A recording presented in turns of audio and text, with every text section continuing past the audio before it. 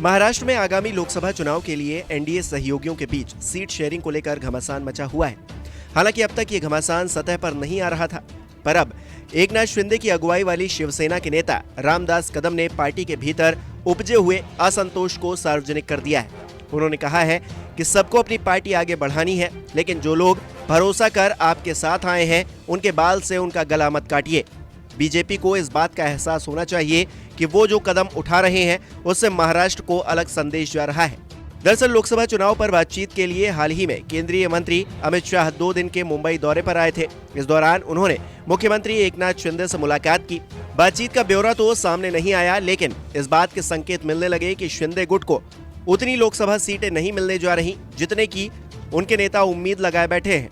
2019 के लोकसभा चुनाव में शिवसेना 22 सीटों पर चुनाव लड़ी थी, लेकिन अब भाजपा इतनी सीटें देने के लिए तैयार नहीं है। फिलहाल चुनाव जीते 13 सांसद शिंदे गुट के साथ हैं और भाजपा इतनी ही सीटें देना चाहती है।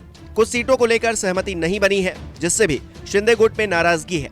इन्हीं परिस्थितियों को लेकर रामदास कदम ने कहा, जो हमारी सीटें हैं वहां भी बीजेपी नेता अपना दावा ठोक रहे हैं। रत्नागिरी, रायगढ़, मावल, संभाजीनगर जैसी कई सीटों पर यह स्थिति है। पीएम मोदी और गृह मंत्री अमित शाह को स्थानीय नेताओं के कान खींचने चाहिए।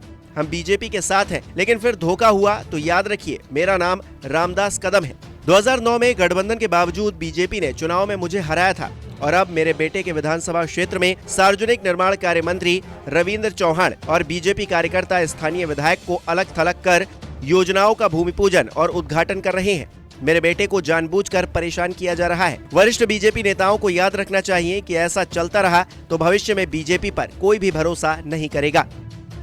वहीं रामदास कदम के इस बयान पर उप मुख्यमंत्री देवेंद्र फडणवीस ने कहा कि उन्हें गंभीरता से लेने की जरूरत नहीं है। मैं उन्हें कई सालों से जानता हूं, इस तरह के बयान देना उनकी आदत है। बीजेपी ने शिवसेना का हमेशा सम्मान किया है। उन्हें ये याद रखना चाहिए कि हमारे विधायकों की संख्या 115 है, तब भी हमने एकनाथ शिंदे को मुख्यमंत्री बनाया है, क्योंकि हमें संतोष था कि असली शिवसेना हमारे साथ आ गई है। हम मुख्यमंत्री शिंदे के साथ पूरी मजबूती से खड़े हैं और उन्हें हमारा समर्थन है।